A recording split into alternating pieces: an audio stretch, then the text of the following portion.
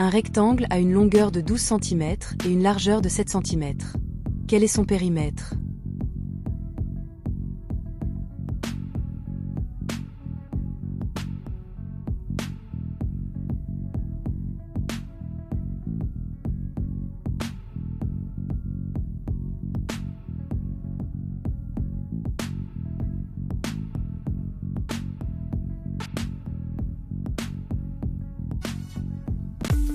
Le périmètre d'un rectangle est égal à 2 fois la somme de la longueur et de la largeur. Le périmètre égale 2 fois 12 plus 7. Ça fait 38 cm.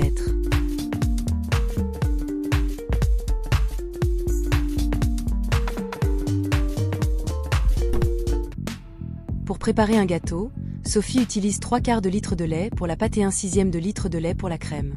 Quelle quantité totale de lait Sophie a-t-elle utilisé?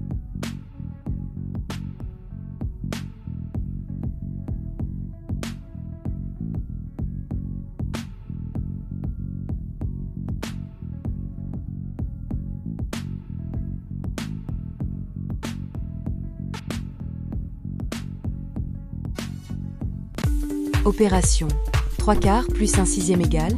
Étape 1. Trouver le dénominateur commun. Multiple de 4, 4, 8, 12, 16, 20. Multiple de 6, 6, 12, 18, 24. Le PPCM est 12. Étape 2. Transformer les fractions. 3/4 égale 3 fois 3 sur 4 fois 3 égale 9 douzièmes. 1/6 égale 1 fois 2 sur 6 fois 2 égale 2 douzièmes. Étape 3. Additionner. 9 douzièmes plus 2 douzièmes égale 11 douzièmes. Dans une classe, la maîtresse veut distribuer 42 bonbons à 9 élèves en donnant le même nombre de bonbons à chacun. Combien de bonbons chaque élève recevra-t-il?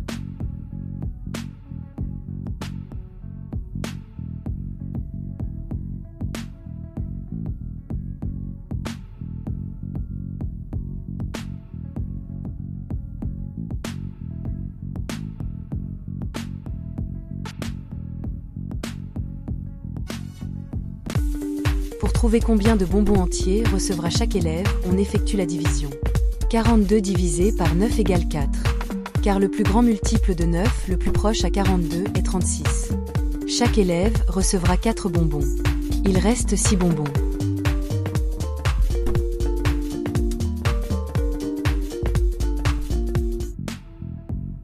Une voiture parcourt 420 km en 6 heures à vitesse constante. Quelle est sa vitesse moyenne en km/h?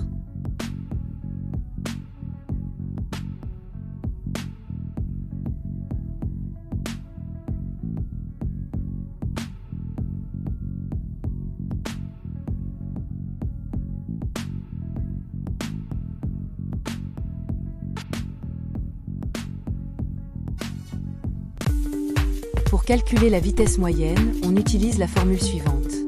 La vitesse moyenne égale la distance divisée par le temps. 420 divisé par 6 égale 70. Donc la vitesse moyenne est de 70 km/h.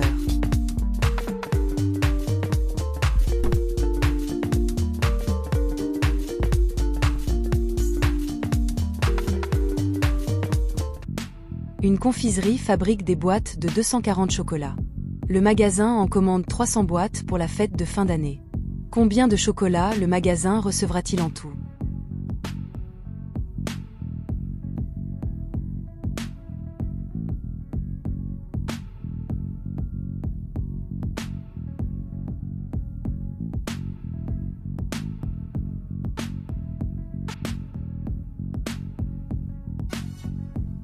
Pour trouver la réponse, on effectue la multiplication.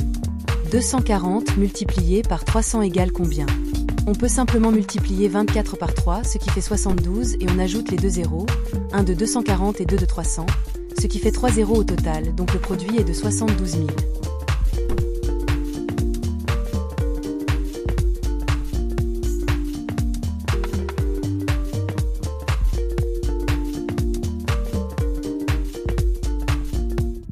Un sac contient 40 billes. Les 3/5 de ces billes sont rouges. Combien y a-t-il de billes rouges?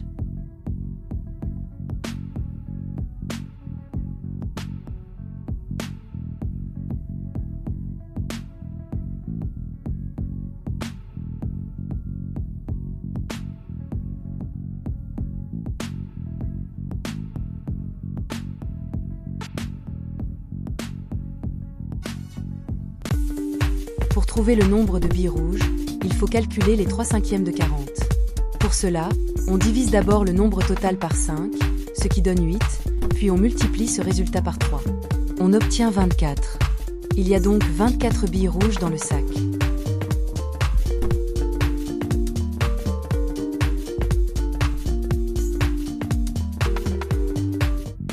Écrit sous forme décimale la somme 4 dixièmes plus 7% plus 5 pour 1000.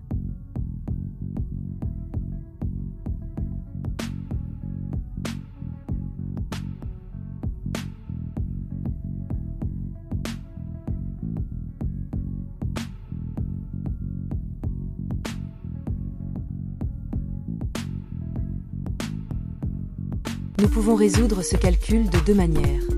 Méthode 1, conversion directe en décimale. Chaque fraction correspond à une position dans l'écriture décimale. 4 dixièmes valent 0,4. 7 centièmes valent 0,07. 5 millièmes valent 0,005. Il ne reste plus qu'à additionner ces valeurs. 0,4 plus 0,0, 7 plus 0,005 est égal à 0,475. Méthode 2, rapprochement des dénominateurs. On ramène toutes les fractions au même dénominateur, ici 1000. 4 dixièmes équivalent à 400 millièmes. 7 centièmes équivalent à 70 millièmes. Et enfin, 5 millièmes ne change pas. On additionne les numérateurs. 4 cents plus 70 plus 5 égale 475, soit 475 millièmes, ce qui correspond à 0,475.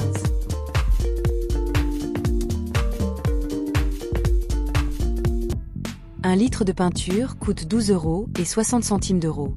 Combien coûte 0,8 litres de cette peinture?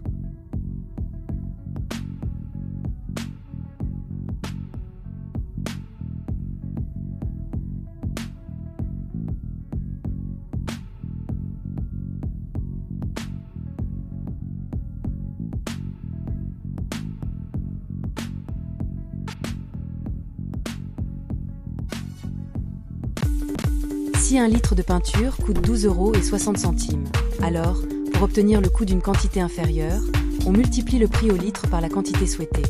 Prix total égale prix au litre multiplié par la quantité. On applique cette formule. 12 € et 60 centimes multiplié par 0,8 donne 10 € et 8 centimes. On peut aussi décomposer le calcul pour mieux comprendre. 0,8 litres correspond à 8 dixièmes d'un litre. D'abord, on calcule le coût de 0,1 litre. 12 € et 60 centimes divisé par 10 donne 1 € et 26 centimes. Ensuite, on multiplie ce montant par 8 pour obtenir le prix de 0,8 litres. 1 € et 26 centimes multiplié par 8 donne 10 € et 8 centimes.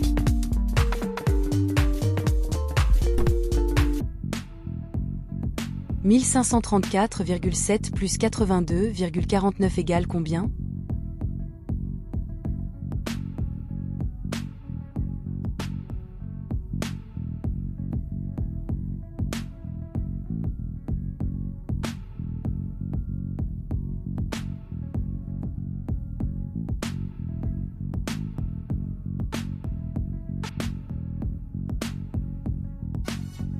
Étape à suivre. Premièrement, on aligne les nombres. On place les chiffres en mettant la virgule sous la virgule, les unités sous les unités, les dizaines sous les dizaines, les centaines sous les centaines, etc. S'il manque des chiffres après la virgule pour l'un des deux nombres, on ajoute des zéros pour qu'ils aient le même nombre de chiffres dans la partie décimale. On écrit donc 1534,70 plus 82,49. Deuxièmement, on effectue l'addition colonne par colonne, en commençant par la droite, comme dans la méthode classique. Partie décimale. Centième, c'est-à-dire les deuxièmes chiffres après la virgule. 0 plus 9 égale 9. Dixième, les premiers chiffres après la virgule. 7 plus 4 égale 11, on écrit 1 et on retient 1. Partie entière. Unites. 4 plus 2 égale 6, plus la retenue de 1 ça fait 7. Dizaine. 3 plus 8 égale 11, on écrit 1 et on retient 1. Centaine. 5 plus 0 égale 5, plus la retenue de 1 égale 6. Millier. 1 plus 0 égale 1. Résultat final.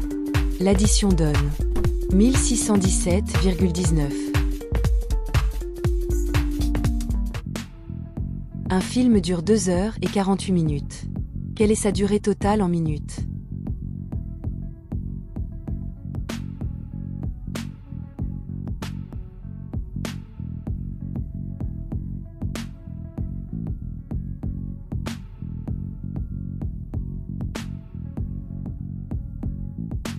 Méthode de calcul. Tout d'abord, il faut rappeler qu'une heure correspond à 60 minutes. On commence par convertir les 2 heures en minutes. 2 multiplié par 60 égale 120 minutes. On ajoute ensuite les 48 minutes supplémentaires du film. 120 plus 48 égale 168. Résultat. La durée totale du film est de 168 minutes.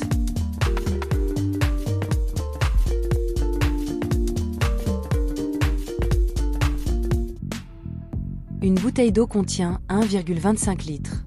Combien cela représente-t-il de centilitres?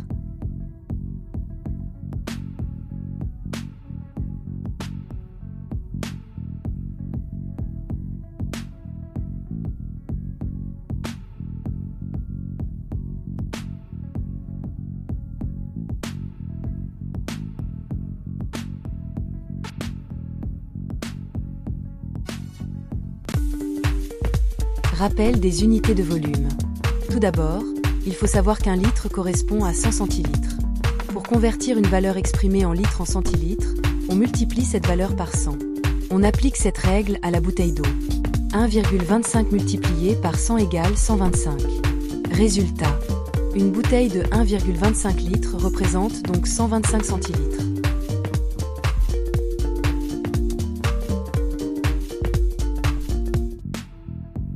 Un camion transporte 3,6 tonnes de sable. Combien cela fait-il en kilogrammes?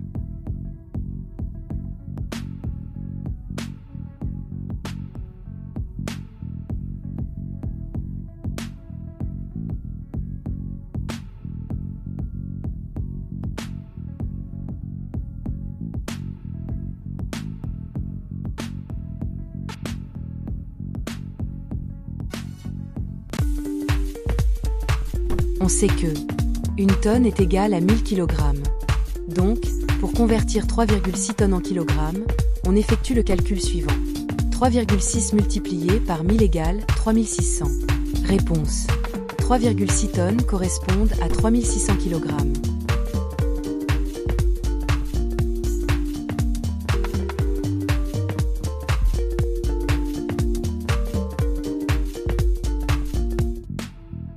Un triangle A pour côté 9 cm, 12 cm et 15 cm. Montre que c'est un triangle rectangle en utilisant le théorème de Pythagore.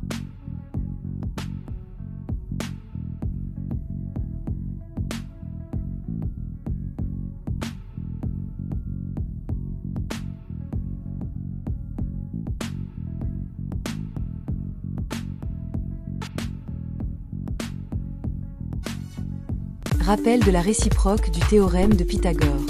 Pour démontrer qu'un triangle est rectangle, on utilise la réciproque du théorème de Pythagore. Si, dans un triangle, le carré du côté le plus long est égal à la somme des carrés des deux autres côtés, alors le triangle est rectangle. Ce côté le plus long s'appelle l'hypoténuse, et il est opposé à l'angle droit. Application au triangle étudié. Tout d'abord, on identifie le côté le plus long du triangle. C'est le côté qui mesure 15 cm. C'est donc ce côté qui correspondra à l'hypoténuse si le triangle est bien rectangle. Ensuite, on calcule le carré de chaque côté. Le carré de 9 cm, 9 multiplié par 9, ce qui donne 81. Le carré de 12 cm, 12 multiplié par 12, ce qui donne 144. Le carré de 15 cm, 15 multiplié par 15, ce qui donne 225. On effectue ensuite l'addition des carrés des deux plus petits côtés. 81 plus 144 égale 225. On constate que cette somme est exactement égale au carré du côté le plus long. Le triangle est donc rectangle, d'après la réciproque du théorème de Pythagore.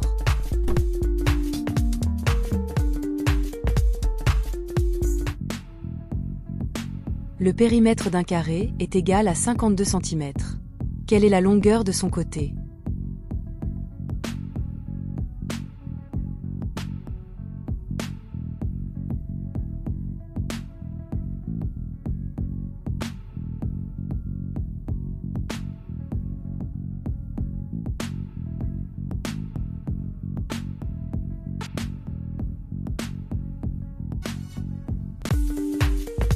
Le périmètre d'un carré est de 52 cm. Comme un carré possède 4 côtés égaux, on divise 52 par 4. 52 divisé par 4 donne 13.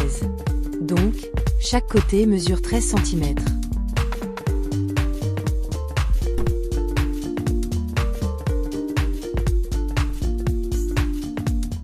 Un scooter électrique peut parcourir 60 km avec une batterie pleine. Quelle distance peut-il parcourir avec 75% de batterie restante ?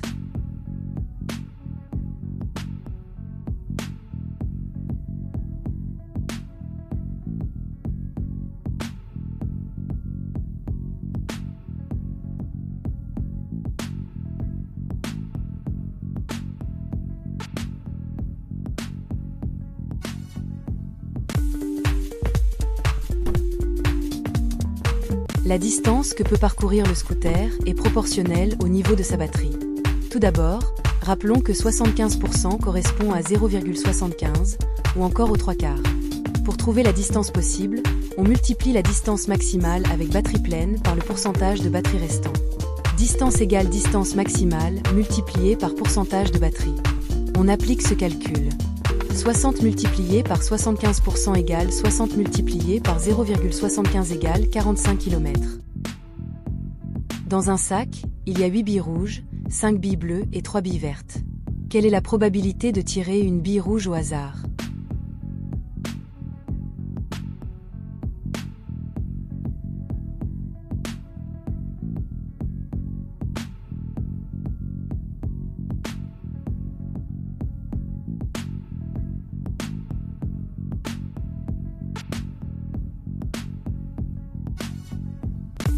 Tout d'abord, rappelons que la probabilité d'un événement se calcule en divisant le nombre de cas favorables par le nombre total de cas possibles. Première étape, on détermine le nombre total de billes dans le sac. Il y a 8 billes rouges, 5 billes bleues et 3 billes vertes. On additionne ces nombres, 8 plus 5 plus 3 égale 16. Il y a donc 16 billes au total. Deuxième étape, on identifie les cas favorables. Ici, ce sont les billes rouges, car c'est ce que l'on cherche à tirer, il y en a 8. Troisième étape, on effectue le calcul, 8 divisé par 16 égale 1/2. On peut également exprimer cette probabilité sous forme de pourcentage. Cela correspond à 50%. En conclusion, la probabilité de tirer une bille rouge au hasard est de 1/2, soit 50%.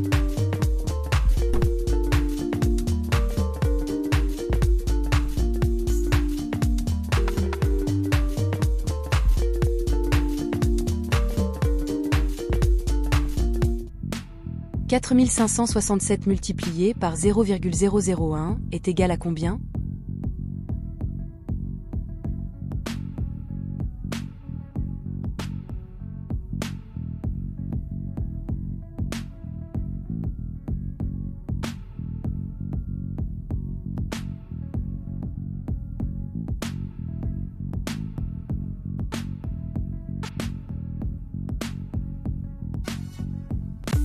Règle mathématique à retenir.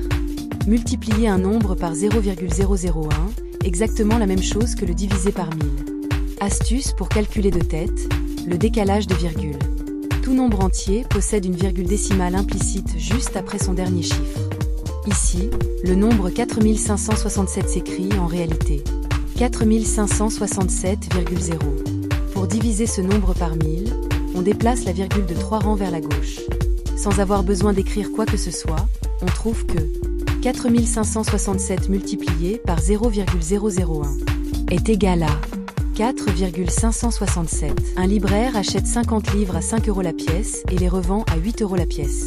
Il paie également 60 € de frais de livraison. Un libraire achète 50 livres à 5 € la pièce et les revend à 8 € la pièce. Il paie également 60 € de frais de livraison. Quel est son bénéfice total ?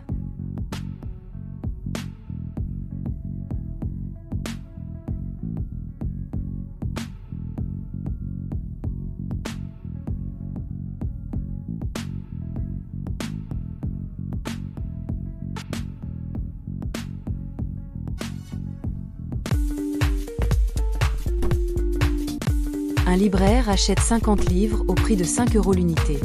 Il les revend à 8 € l'unité et il doit payer 60 € de frais de livraison. On cherche à connaître le bénéfice total qu'il réalise. 1. Calcul du prix d'achat total. Le libraire achète 50 livres à 5 € chacun. 50 x 5 font 250 €. 2. Ajout des frais de livraison. À ce montant, il faut ajouter 60 € de frais de livraison. 250 plus 60 font 310 € de dépenses totales. 3. Calcul du prix de vente total. Il revend chaque livre à 8 €. 50 x 8 font 400 € de recettes. 4. Calcul du bénéfice. On soustrait les dépenses aux recettes. 400 € moins 310 € égale 90 €. Réponse finale. Le bénéfice total du libraire est de 90 €.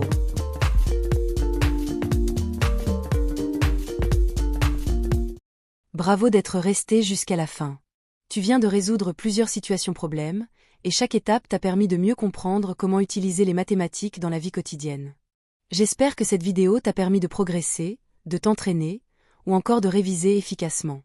Si tu as apprécié cette vidéo, n'oublie pas de cliquer sur j'aime, de laisser un commentaire pour partager tes impressions, et de t'abonner pour ne rien manquer des prochaines vidéos. Continue à t'exercer, car c'est en s'entraînant qu'on devient un véritable expert.